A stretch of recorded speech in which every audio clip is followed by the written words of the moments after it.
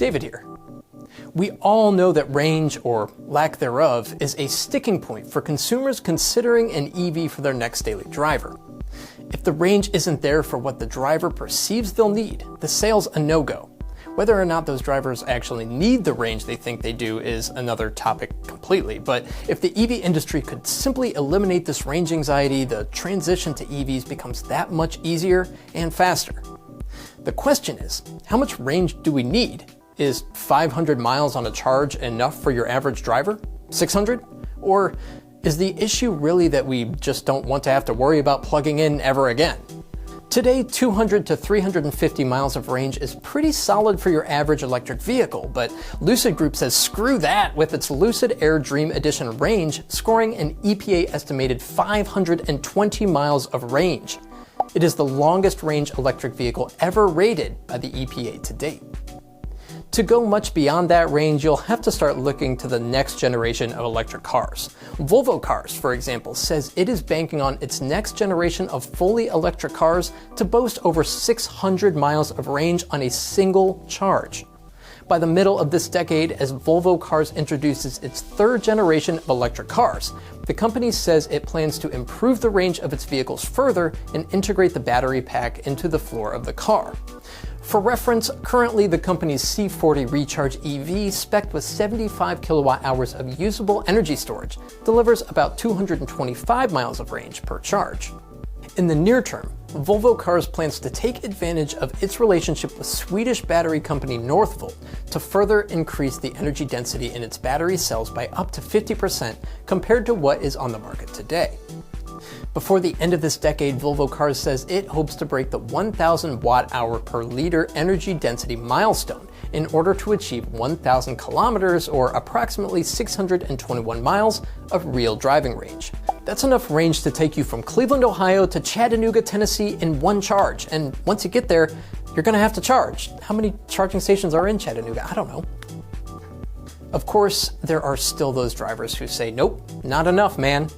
I mean, Cleveland to Chattanooga is a long way, but what if you want to drive from Cleveland to Sacramento without stopping for a charge? Or Cleveland to Homer, Alaska? I'm not even sure the next generation of EVs after the next generation is going to cut it. But maybe that's okay, because who cares what the battery range is if you're always charging all the time? That's the thought behind in-road inductive charging technology that Stellantis is trying very hard to establish as reality. Stellantis recently released news that it has demonstrated technology to wirelessly recharge electric vehicles as they travel over specially equipped dedicated road lanes. They call it Dynamic Wireless Power Transfer, or DWPT. DWPT is essentially a system of coils positioned under the asphalt that transfers energy directly to a vehicle without the need to stop at charging stations to refill the battery. The technology can be adapted for any vehicle equipped with a special kind of receiver that transfers the energy incoming from the road infrastructure directly to the electric motor. Of course, this means extending the range while conserving the vehicle's battery charge. DWPT works using a smorgasbord of new technologies like 5G, Internet of Things style communication, and AI-based applications, all of which work in harmony to help exchange information between the vehicle and the coils in the road. The pilot project was conducted at Arena del Futuro, a track in Italy, and Stellantis says based on its findings, a vehicle like a Fiat New 500 outfitted with the technology can travel at typical highway speeds without consuming the energy stored in the battery. Stellantis goes on to say that its tests have shown that the efficiency of its energy flow from the asphalt to the car is comparable to the typical efficiency of fast charging stations. And the company's measurements on magnetic field intensity show that the technology would not have an impact on the driver and passengers. So they're saying, yeah, it's safe, don't worry. Of course, this kind of technology is going to attract interest for commercial development in all kinds of different applications should it prove to be commercially viable.